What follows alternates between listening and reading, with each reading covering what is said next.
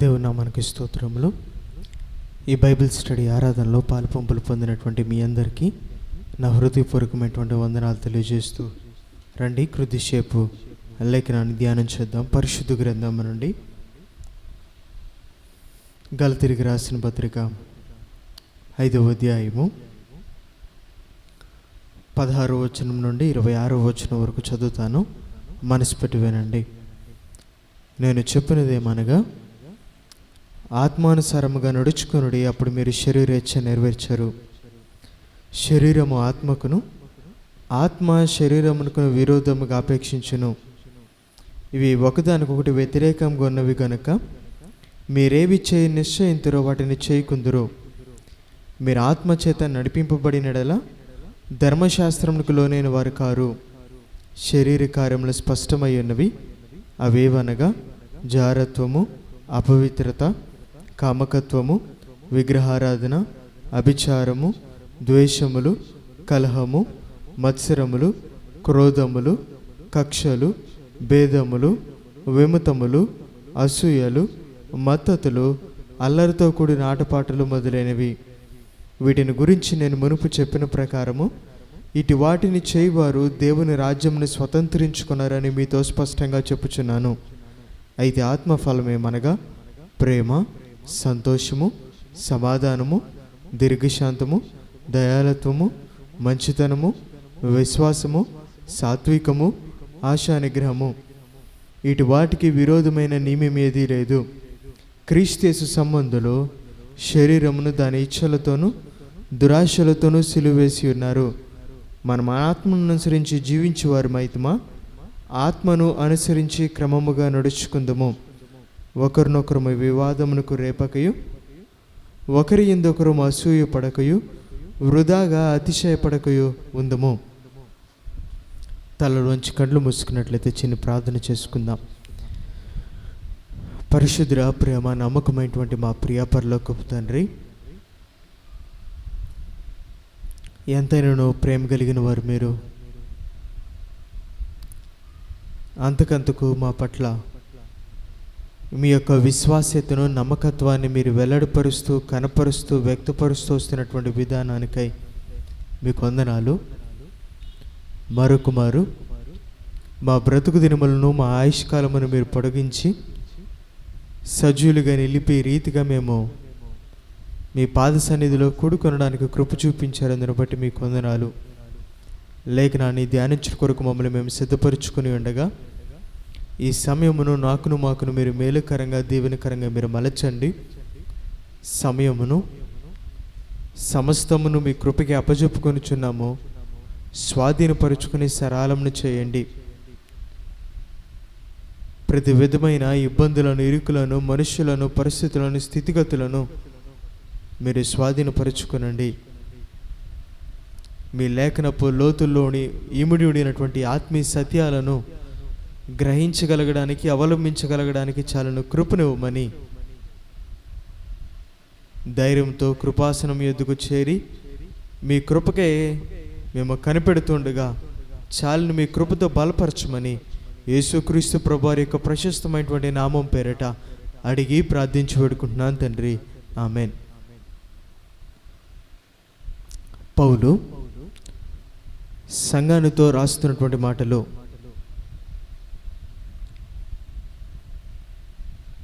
ఒక విశ్వాసి అనబడేటువంటి వ్యక్తి యొక్క జీవితము ఎలా ఉండవలసినదో, ఒక విశ్వాసి అని అనబడేవాడు ఏ రీతిగా జీవించి కొనసాగవలసినటువంటి వాడో, ఆ విశ్వాసి యొక్క జీవితము ఎట్లా ఉంటే తాను ఈ లోకంలో క్రీస్తును కనపరచగలడో, మీరు నా సొత్తైన ప్రజలు, నా జనాంగము, ఈ యాజక సమూహము దేని కొరకు పిలువబడ్డారనంటే, మిమ్మల్ని ఎవరైతే చీకట్లో నుంచి ఆశ్చర్యకరమైనటువంటి వెలుగులోనికి నడిపించారో ఆయన గుణాతిశయాలను ఈ లోకంలోనికి ప్రచురం చేసడానికి మీరు పిలువబడ్డారు. ఇలా అంటాను, మనము వీధి మూలలలో నిలిచి కేకలు వేయక్కర్లేదు యేసుక్రీస్తు అందరికీ ప్రభు అని. యేసుక్రీస్తు అందరికీ ప్రభు అని కనపరచేటువంటి జీవితం మనం జీవించగలిగితే ఆ సమాజము మధ్య వీధి నలుమూలలో మనం మౌనంగా వెళ్ళిన మన సాక్ష్యం కేకలు వేస్తుంది. ఆయన ప్రేమ కలిగిన వాడని, ఆయన క్షమ కలిగినటువంటి దేవుడని, ఆయన పరిశుద్ధత కలిగిన వాడని నీవు నేను కేకలు వేయక్కర్లేదు. ఆ ప్రేమ కలిగిన వాడిని, పరిశుద్ధత కలిగిన వాడిని, సమాధానం కలిగిన వాడిని, క్షమ కలిగిన దేవుణ్ణి కనపరిచేటువంటి జీవితం జీవిస్తే వీధి మూలల్లో మన సాక్ష్యమే కేకలు వేస్తుంది.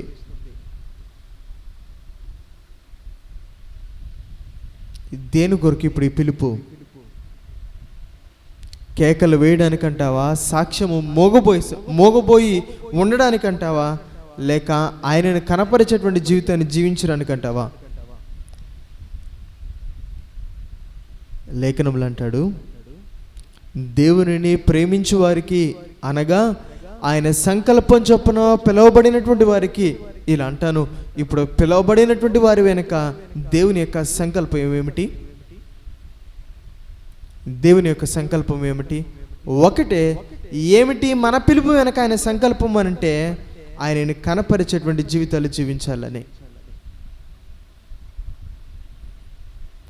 ఇప్పుడు లోకానికి ఆయనను కనపరిచేటువంటి జీవితాన్ని ఎలా జీవించగలమో పౌలు ఇక్కడ వ్యక్తపరుస్తున్నాడు. ఏ నడవడిక, ఏ జీవిత విధానమైతే ఈ లోకంలో మనము వెలుగుగా ఉండేలాగా చేస్తుందో, ఉప్పైనటువంటి వారిగా నిలుపుతుందో, జీవవాక్యమును చేపట్టి జ్యోతుల వలె ప్రకాశించేటువంటి వారిగా చేస్తుందో ఆ నడవడికని ఇక్కడ ప్రస్తావిస్తున్నాడు. విశ్వాసి అని అనబడువాడు పరిశుద్ధాత్మ నడిపింపును బట్టి నడుచుకొనవలసిన వాడు. పరిశుద్ధాత్మ అనంటే దేని కొరకు అనంటే పేరులో ఉంది, మనం పరిశుద్ధంగా జీవించడానికి దోహదపడేటువంటి వాడు. పరిశుద్ధాత్మను అనుసరించి నడుచుకునేవాడు శరీరేచ్ఛలు నెరవేర్చాడు. అతడు ధర్మశాస్త్రానికి లోనైనటువంటి వాడిగా ఉన్నాడు. అతడు సిలువ వేయబడినటువంటి అనుభవాన్ని కలిగి ఉంటాడు. అతడు తన జీవితంలో సంఘర్షణ పోరాటాన్ని కలిగి ఉంటాడు. తుదుకు అతడు ఆత్మఫలములు ఫలించేవాడు. ఇది విశ్వాసి యొక్క జీవితం. అతడు కడవరకు శరీరేచ్ఛలను నెరవేర్చకుండా, ధర్మశాస్త్రానికి లోనైనటువంటి వాడిగా ఉండకుండా, తన జీవితంలో సిలువ వేయబడినటువంటి అనుభవముతో అంతవరకు శరీరానికి ఆత్మకు మధ్య నలిగిపోతూ ఆత్మీయ పోరాటాన్ని పోరాడుతూ ఆత్మఫలములను కలిగుండి జీవించేవాడే నిజ క్రైస్తవుడు. ఆ వ్యక్తి మాత్రమే నిజముగా క్రీస్తుని లోకంలోనికి కనపరచగలడు. ఆ రీతిగా జీవించాలన్నటువంటిదే పిలువబడినటువంటి మన వెనక దేవుని యొక్క సంకల్పం. ధర్మశాస్త్రానికి లోనైనటువంటి వారిగా ఉంటూ, శరీరేచ్ఛలు నెరవేర్చేటువంటి వారిగా ఉంటూ, మన జీవితంలో సిలువ వేయబడినటువంటి అనుభవాన్ని లేకుండా, ధర్మశాస్త్రానికి లోనైనటువంటి వారిగానే, బందీలుగానే, బానిసలుగానే శరీర కార్యాలు జరిగించేటువంటి వారిగా ఉంటే ఎట్లా ఈ లోకంలో క్రీస్తుని కనపరచగలం? ఇది నాటి గలతీ సంఘానికే కాదు, నేటి క్రైస్తవ తరానికే, రాబో తరాలన్నిటికీ ఇవి ఒక మార్గదర్శకాలు, ఇన్స్ట్రక్షన్స్. ఈ లోకంలో క్రైస్తవుడు ఎలా జీవించవలసిన వాడు, క్రీస్తును కనపరిచే రీతిగా అతడు ఎలా జీవించవలసిన వాడు అనడానికి ఇవి మార్గదర్శకాలు. ఇటు ఉన్నతమైనటువంటి మార్గదర్శకాలను నీవు నేను గుర్తెరగకుండా అపవాది అంధత్వాన్ని కలగజేస్తాడు. అబద్ధ బోధల చేత, చెరిపెడి బోధల చేత, అబద్ధ బోధకుల చేత ఇంత ఉన్నతమైనటువంటి ఉద్దేశాన్ని గుర్తెరగకుండా అంధభక్తిలో నీవు నేను కొనసాగేలాగా చేస్తాడు. ఇప్పుడు ఆ అంధభక్తిలోనికి వెళ్ళింది గలతీ సంఘము. ఆ అపవాది కలగజేసిన గురుడితనంలోనికి వెళ్ళింది నేడు గలతీ సంఘము. వారి గురుడితనాన్ని అంతటిని, వారి ఆత్మీయ నేత్రాలకు పట్టినటువంటి మసినంతటిని ఇక్కడ పౌలు తుడి చేస్తున్నాడు. ఎన్నో విషయాలు ఒక్కొక్కటిగా వారికి జ్ఞాపకం చేస్తూ వస్తున్నాడు. ఆ విషయాలన్నింటినీ ప్రతి వారం మనం ఒక్కొక్క అంశముగా ధ్యానం చేస్తున్నాం. మరి ఒక సంగతి నేను మీ ముందు నిలుపుతాను. గలతీయులకు రాసిన పత్రిక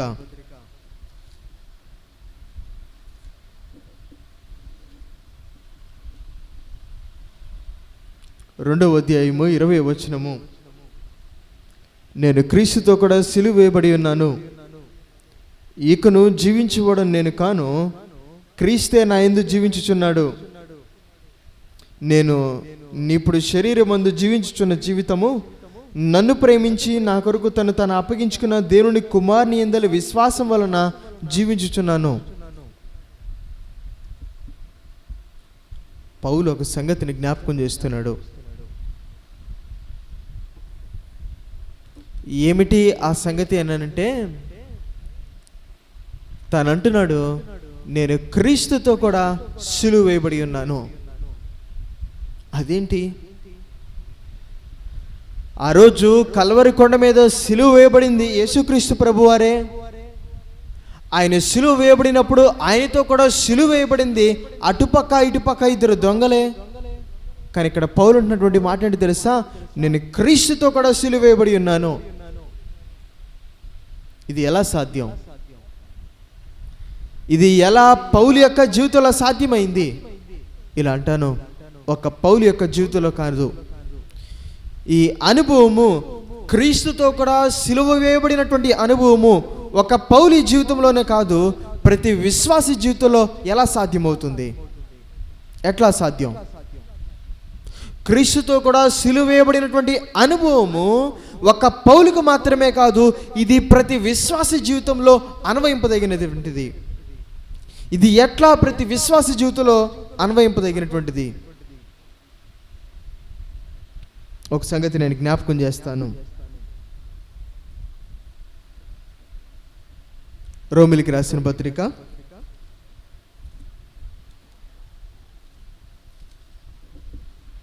6వ అధ్యాయము 3 నుంచి మనం చదువుకున్నట్లయితే, క్రీస్తు యేసులోనికి బాప్తిసమము పొందిన మనమందరము ఆయన మరణములోనికి బాప్తిసము పొందితమని మీరు ఎరగరా? కాబట్టి తండ్రి మహిమ వలన క్రీస్తు మృతుల నుండి ఎలాగు లేపబడెనో అలాగనే మనమును నూతన జీవమును పొందిన వారమై నడుచుకున్నట్లు ఆయన బాప్తిసము వలన మరణములో పాలు పొందుటకై ఆయనతో కూడా పాతి పెట్టబడితిమి. మరియు ఆయన మరణం యొక్క సాదృశ్యమందు ఆయనతో ఐక్య గలమారమై ఎడల ఆయన పునరుద్ధానం యొక్క సాదృశ్యమందును ఆయనతో ఐక్యము గలవారమై ఉందుము. ఏమంటున్నాడు అనంటే, క్రీస్తులోనికి బాప్తిసము పొందిన మనమందరము క్రీస్తుతో కూడా సిలువ వేయబడినటువంటి వారము. ఏ వ్యక్తి అయితే యేసుక్రీస్తు ప్రభువారి యందు విశ్వసించి తాను బాప్తిసాన్ని పొందుతాడో ఆ వ్యక్తి ఎవరో తెలుసా? క్రీస్తుతో కూడా సిలువ వేయబడిన వాడు. ఇప్పుడు బాప్తిసాన్ని బట్టి మనం ఏమై ఉన్నామో తెలుసా? ఆయన మరణంలో పాలు కలిగి ఉన్నాం. ఇప్పుడు ఆయన మరణంలో పాలు కలిగినటువంటి మనం ఎవరమో తెలుసా? ఆయన పునరుద్ధానమందు పాలు కలిగిన వారు. మన బాప్తిసం ద్వారా యేసుక్రీస్తు ప్రభువారి యొక్క మరణంలో మనము పాలుపొంపులు పొందినటువంటి వారమైతే, ఆయన మరణంలో పాలుపొంపులు పొందితే ఆయన పునరుద్ధానంలో కూడా మనకు పాలుపొంపులు పొందుంటాయట. దాని ఆంతర్యం ఏమిటి అనంటే, ఏ వ్యక్తి అయితే యేసుక్రీస్తు ప్రభువారి యందు విశ్వాసం ఉంచుతాడో, ఇప్పుడు ప్రభువారు చేసేటువంటి పని ఏమిటో తెలుసా? ఆయన మరణాన్ని తన యందు విశ్వసించిన వారి యొక్క మరణంగా ఆయన ఎంచుతాడు. ఇప్పుడు ఏలయనగా పాపం వలన వచ్చు జీతము మరణమని లేఖనంలో రాయబడి ఉన్నది. యేసుక్రీస్తు ప్రభువారు మనందరికి బదులుగా కల్వరి శిలువలో మరణించారు. ఎవరి అందరికి బదులుగా? ఏ వ్యక్తి అయితే ఆయన యందు విశ్వాసం ఉంచుతాడో ఆ వ్యక్తికి బదులుగా ఆయన కల్వరి శిలువలో మరణించాడు. ఇప్పుడు ఆయన యందు విశ్వాసం ఉంచామా? మనము ఆ పాపం వలన వచ్చు జీతమైనటువంటి మరణమును ఎంత మాత్రము పొందుకొనడానికి వీలు లేదు. ఎందుకో తెలుసా? మనకు బదులుగా ఆయన మరణించాడు. ఇప్పుడు ఆయన మరణాన్ని మన మరణంగా ఎంచుతున్నాడు ఆయన. ఇది ఎలా సాధ్యమైంది? క్రీస్తుతో సిలువ వేయబడడం ఎలా సాధ్యమైంది? పౌలు అంటున్నాడు, నేను క్రీస్తుతో కూడా సిలువ వేయబడి ఉన్నాను. ఎలా సాధ్యం? ఒకటే, విశ్వాసము ద్వారా. ఆయన యందలి విశ్వాసం ఉంచడం ద్వారా మనం ఏమై ఉన్నామో తెలుసా? బాప్తిసము పొంది ఆయనతో కూడా సిలువ వేయబడి ఉన్నాం, మరణమై ఉన్నాం. అందుకని అంటాడు మార్కు సువార్త 16:16 నమ్మి బాప్తిసము పొందిన వాడు రక్షింపబడును, నమ్మని వానికి శిక్ష విధింపబడును. విశ్వాసం ఏం చేస్తుందో తెలుసా? మనల్ని క్రీస్తుతో కూడా సిలువ వేసింది. మనం నిజముగా సిలువ వేయబడలేదు, ఆయన మన కొరకే సిలువ వేయబడ్డాడు, మనకు బదులుగా ఆయన మరణించాడు. ఆత్మీయ జీవితానికి ఆరంభము, కొనసాగింపు, ముగింపు ఏమిటో తెలుసా? విశ్వాసమే. నమ్మి బాప్తిసము పొందినవాడు రక్షింపబడును. ఇప్పుడు రక్షణకు మూలము, పునాది, ఆత్మీయ జీవితానికి ప్రారంభము విశ్వాసము. ఇలా అంటాడు లేఖనంలో, రోమిలికి రాసినటువంటి పత్రిక 2వ అధ్యాయంలో 1వ అధ్యాయంలో, నీతిమంతుడు విశ్వాసం మూలముగా బ్రతుకును. ఇప్పుడు విశ్వాసానికి, ఆత్మీయ జీవితానికి కొనసాగింపు ఏమిటంటే విశ్వాసమే. మీరు విశ్వాసమును కర్తయు దాన్ని కొనసాగించబడని యేసు వైపు చూచుచు మీ ముందుంచబడినటువంటి పరుగు పందెంలో మీరు ఓపికతో పరిగెత్తాలి. ఆత్మీయ జీవితానికి ప్రారంభము విశ్వాసమే, కొనసాగింపు విశ్వాసమే. ఇలా అంటాను, ముగింపు కూడా విశ్వాసమే. పౌలు తిమోతికి రాస్తూ ఇలా అంటాడు, మంచి పోరాటాన్ని నేను పోరాడాను, నా పరుగు నేను కడముట్టించి తిని నా విశ్వాసాన్ని నేను కాపాడుకున్నాను. ఇలా అంటాను, ప్రారంభము, కొనసాగింపు, ముగింపు విశ్వాసమే. ఇలా అంటాను, ఆయన యందలి విశ్వాసాన్ని పోగొట్టుకున్నావేమో, విశ్వాసం లేని దుష్ట హృదయము మీలో ఎవరికన్నా ఉన్నదేమో జాగ్రత్తగా చూచుకొనని అని అంటాడు. విశ్వాసం లేని అంతరంగం ఏం చేస్తుందో తెలుసా? ఆయనను విడిచి వెళ్ళిపోయేలాగా చేస్తుంది. అందుకనే విశ్వాసం లేని హృదయాన్ని ఏమన్నారంటే దుష్ట హృదయముగా పోల్చాడు. విశ్వాసం లేని దుష్ట హృదయము ఎందుకో తెలుసా? అది జీవము కలిగిన దేవుణ్ణి విడిచిపెట్టిపోయేలాగా చేస్తుంది.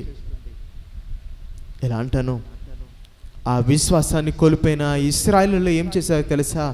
ఒకానొక స్థితి దగ్గర వారి దేవుని మీద సనిగి ఆయన మీద తిరుగుబాటు చేసి వారు అనుకుంటున్నారు, మేము ఒక నాయకుడిని ఏర్పాటు చేసుకుని మేము ఐగుప్తుకు తిరిగి వెళుదుము. ఇప్పుడు విశ్వాసము చల్లారిపోయిన స్థితి ఏం చేసిందో తెలుసా?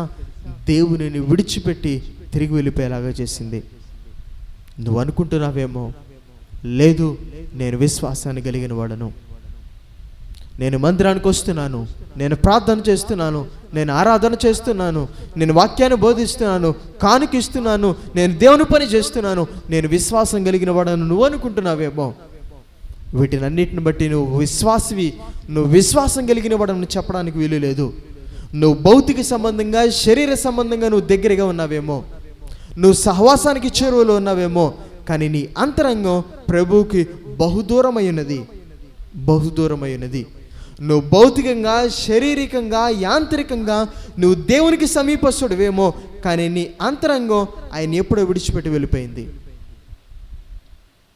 ఇక్కడ సరిగ్గా గలతీ సంఘం అదే స్థితిలో ఉన్నది. ఇప్పుడు పరోక్షంగా ప్రశ్నిస్తున్నాడు పౌలు, నేను దేవుని యందలి విశ్వాసం ఉంచడాన్ని బట్టి నేను ఆయనతో కూడా సిలువ వేయబడి ఉన్నాను, నా విశ్వాసము క్రీస్తు నందున్నది, నేడు మీ విశ్వాసము దేని ఎందున్నది? సున్నతి ఎందా అని ప్రశ్నిస్తున్నాడు. మీరు సున్నతి పొందితే కానీ నీతిమంతులుగా తీర్చబడలేరు అని అనుకుంటున్నారా? నేను క్రీస్తుతో కూడా సిలువ వేయబడ్డాను బట్టి, నేను క్రీస్తు రక్తము వలన నేను నీతిమంతులు కాగలిగాను, మరి మీరు అని ప్రశ్నిస్తున్నాడు. నా ప్రియ విశ్వాసి, నేడు వాక్యాన్ని వింటున్న యంత్రంగాన్ని పరీక్షించుకో. నేడు నీ విశ్వాసము ఎవరి యందు? నాటి గలతీ సంఘం యొక్క విశ్వాసము దేని ఎందంటే సున్నతి ఎందు. సున్నతి పొందితేనే గారు వారి నీతిమంతులు కాలేరు అని అనుకుంటున్నారు. ఇలా అంటాను, నేడు నీ విశ్వాసము ఎవరి ఎందు? మనుషుని ఎందంటావా? కానీ లేఖనం చెప్తుంది, యెహోవా దేవుడు కగలి జనులు ధన్యులు, ఆయన ఆశ్రయించిన నరుడు ధన్యుడైన లేఖనం చెప్తూ ఉంది. మరి నీ విశ్వాసము నేడు ఎవరి యందు? నువ్వు కలిగినటువంటి ధనము ఎందా? నువ్వు చేస్తున్నటువంటి వృత్తి ఎందా? మనుషులు ఎందా? కుటుంబం ఎందా? బలము ఎందా? దేని యందు నీ విశ్వాసము? దేని యందు నీ విశ్వాసము? అంతరంగాన్ని పరీక్షించుకుందాం. ముందు కొనసాగిపోదాం రండి. గలతీయులకు రాసిన పత్రిక 5వ అధ్యాయము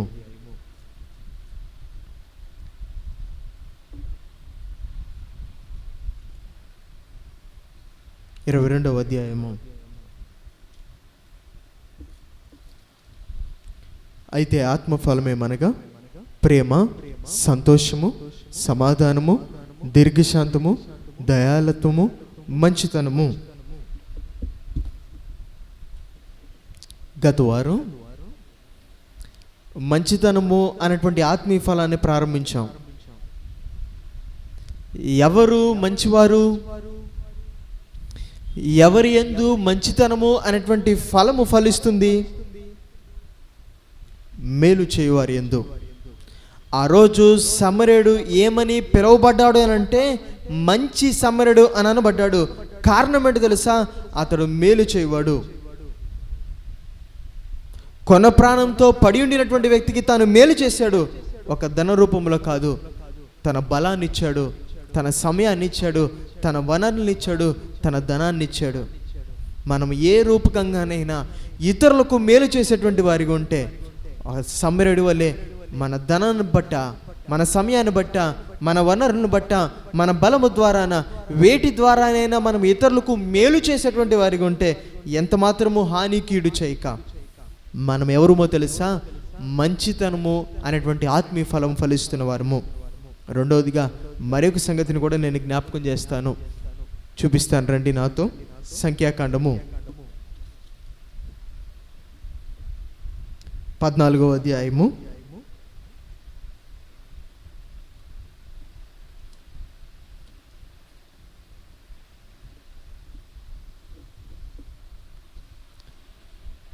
14వ అధ్యాయం 24వ వచనాన్ని చూచినట్లయితే, నా సేవకుడైన కాలేబు మంచి మనస్సు కలిగి పూర్ణ మనసుతో నన్ను అనుసరించిన హేతువు చేత అతడు పోయిన దేశంలో అతనిని ప్రవేశపెట్టుదునెను. రెండవదిగా ఎవరు మంచివారు? ఎవరి యందు మంచితనము అనేటువంటి ఫలము ఫలిస్తుంది? ఆ రోజు సమరయుడు మంచి సమరయుడు అని పిలువబడితే ఇక్కడ కాలేబు ఏమని పిలువబడుతున్నాడో తెలుసా? నన్ను మంచి మనసుతో అనుసరించిన వాడని సాక్ష్యాన్ని పొందాడు. ఎందుకు? ఎందుకు?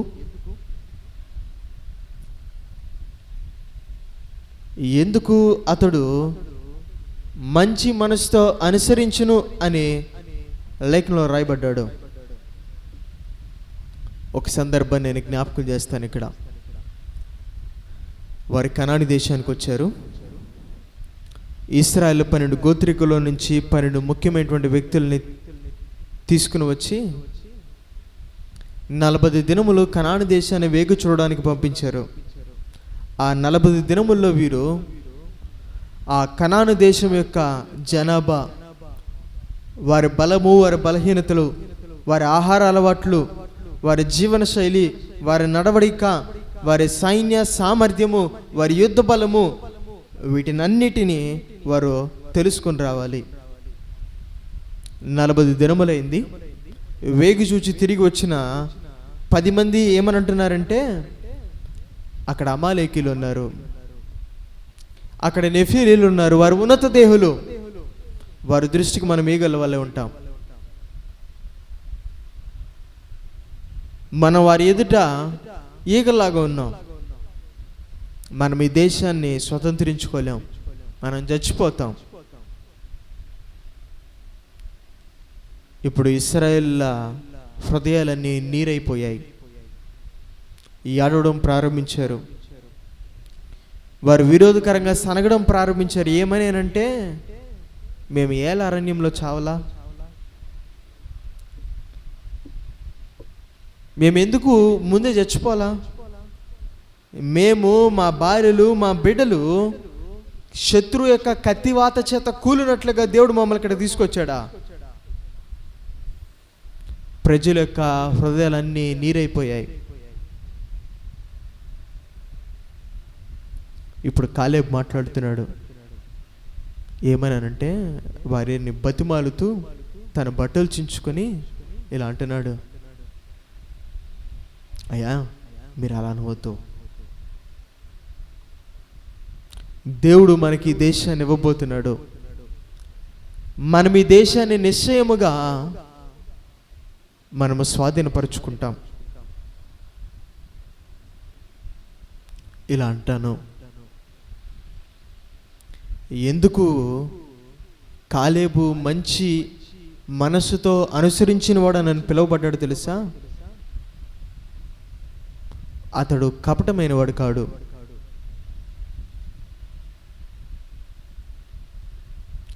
ఎందుకు ఈ మాట అంటున్నానంటే, చాలాసార్లు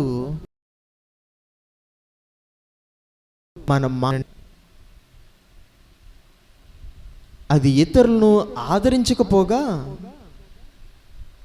ఇతరుల్ని బలపరచకపోగా, ఇతరుల్ని ధైర్యపరచకపోగా అవి మరింత బలహీనపరిచేవిగా,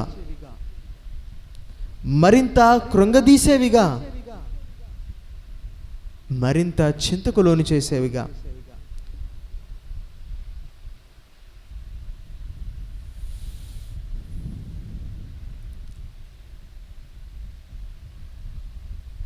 ఆ రోజు పుట్టి గుడ్డివాడున్నాడు. వాడు పుట్టిన మొదలుకొని గుడ్డివాడై ఉన్నాడు. వాడి ఆలన పాలన, వాడి పోషణ ఎవరిది ఇప్పుడు? వాడి సంరక్షణ ఎవరిది ఇప్పుడు? ఆ కన్న తల్లిదండ్రులు తప్ప. వయసు వచ్చిన ఆ వ్యక్తి ఇప్పుడు భారమే అందరికీ. ఎవరు అతనికి దారి చూపకపోగా, ఎవరు అతనిని ఆదరించకపోగా, ఎవరు అతనిని బలపరచకపోగా ఆయన స్వస్థపరుస్తుంటే ఇలా వచ్చి అంటున్నారు, వీడి గుడ్డితనానికి కారణం ఏంటి? వీడి చేసిన పాపమా, వీడి తల్లిదండ్రులు చేసిన పాపమా? ఒకరోజు ధైర్యపరిచారా? ఒకరోజు బలపరిచారా? ఒకరోజు దారిని చూపించారా? బదులుగా అంటున్నారు, వీడి పాపం చేశాడేమో అందుకనేనంట వీడికి గుడ్డితనం, వీడి తల్లిదండ్రులు పాపం చేశారంటవా, దానిని బట్టి గుడ్డితనం. దేనిని బట్టి? ఎన్ని మార్లు మన మాట శైలి ఇలా లేదంటావు?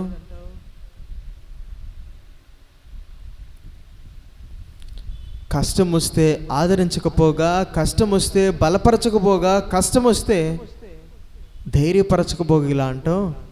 ఏం పాపం చేశాడో?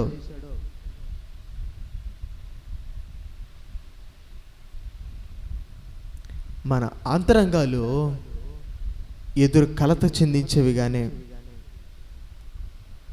కారణం ఏమిటంటే, మన అంతరంగం కపటమైనది. అది ఇతరుల యొక్క నాశనాన్ని కొడికినటువంటిది. లేఖనంలో ఒక వ్యక్తి బహు కపటము గలవాడు అని రాయబడ్డాడు. దావీదు సహోదరుని కుమారుడు యెహోనాదాబు. అతడు బహు కపటము గలవాడట.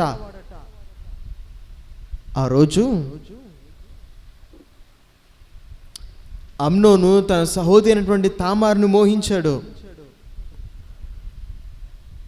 దానిని బట్టి తాను రోగిగాను వ్యాధిగ్రస్తుడిలాగా ఉంటే వచ్చి అడిగాడు, నువ్వు ఇలా ఉండడానికి కారణం, హేతు ఏమిటి అని. అమ్నోను చెప్పాడు. ఇప్పుడు తామారుతో పాపం చేయడానికి కుయుక్తితో సలహానిచ్చింది యెహోనాదాబు. ఇలా అన్నాడంటావా, ఇది ఇశ్రాయేలుకు తగనిది అని? ఇశ్రాయేలులో మునుపెన్నడూ ఇటువంటి ఘోరమైన పాపం జరగలేదయ్యా, ఇది తగనటువంటిది. కపటం గలవాడు గనుకనే అతని నాశనానికి తను ఏం చేశాడు తెలుసా? నాంది పలికాడు. తన నాశనానికి సలహా ఇచ్చాడు. నేడు మన జీవితాలు ఎందుకు ఎందుకు ఎందుకు కాలేబు వలె కాక ఎందుకు ఆనాటి పరిసయ్యుల యూదుల వలె ఉంటున్నాయి? ఎందుకు ఒక యెహోనాదాబు వలె ఉంటున్నాయి? మనం కపటము కలిగిన వారమే కానీ మంచితనము కలిగిన వారము కాము.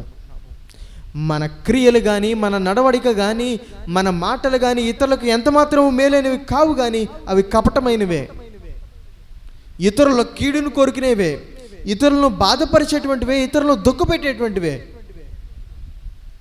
ఇదే విషయాన్ని యెహోషువ కాలంలో తను మాట్లాడుతూ, నేను 40 ఏండ్ల వాడనై ఉండినప్పుడు వెళ్ళానయ్యా, మిగిలిన వారందరూ ప్రజల యొక్క హృదయాలు నీరు గారిపోయేలాగా మాట్లాడారే కానీ నేను ఎవరికి జడియక భయపడక నేను ఇది చూచినట్లు ఉన్నది ఉండినట్లు నేను చెప్పాను. తను కపటం కలిగిన వాడు కాడు. తన ఇతరులను కీడురికి దుఃఖాన్ని కలగజేసేటువంటి వాడు ఎంత మాత్రమో కానే కాదు. మరొక సంగతిని కూడా నేను జ్ఞాపకం చేస్తాను. ఎందుకు కాలేబు మంచివాడు? తాను స్వార్థం లేనటువంటి వాడు. మంచివారు ఎవరంటే మేలు చేయవారు. మంచివారు ఎవరంటే కపటము లేనివారు. మంచివారు ఎవరు అని అంటే ఇలా అంటాను, స్వార్థం లేనివారు.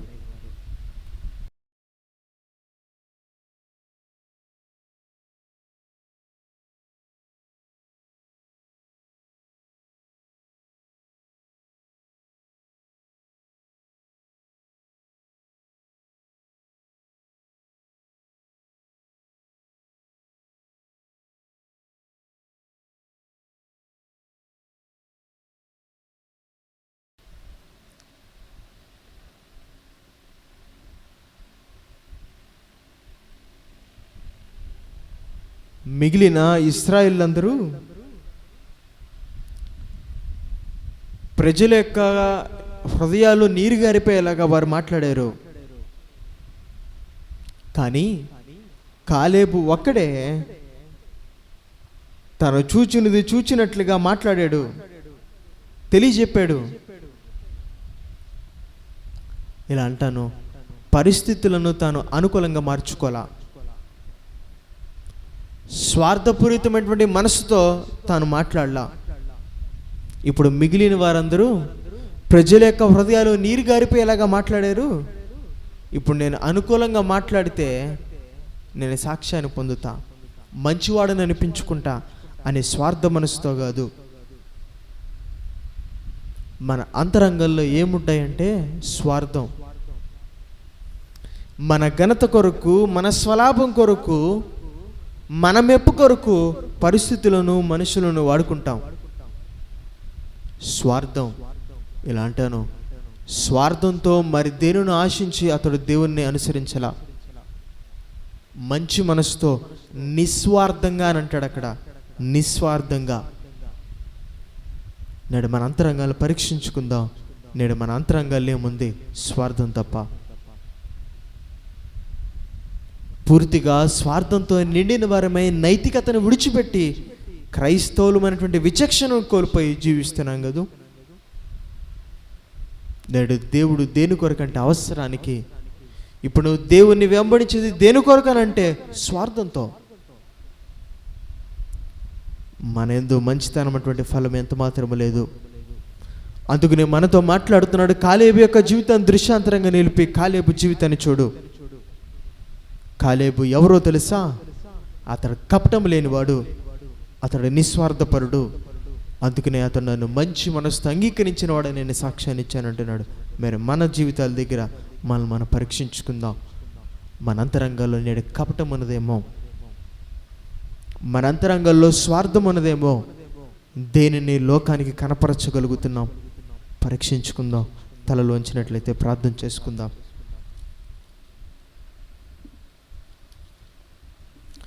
పరిశుద్ధుర, ప్రేమ, నమ్మకమైనటువంటి మా ప్రియ పరలోకపు తండ్రి,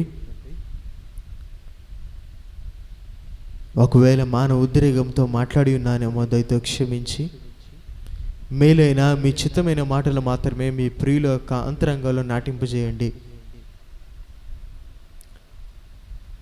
నేడు పౌలు సంఘానితో మాట్లాడుతూ తన విశ్వాసము క్రీస్తు అయినటువంటి మీ యందు ఉన్నదని,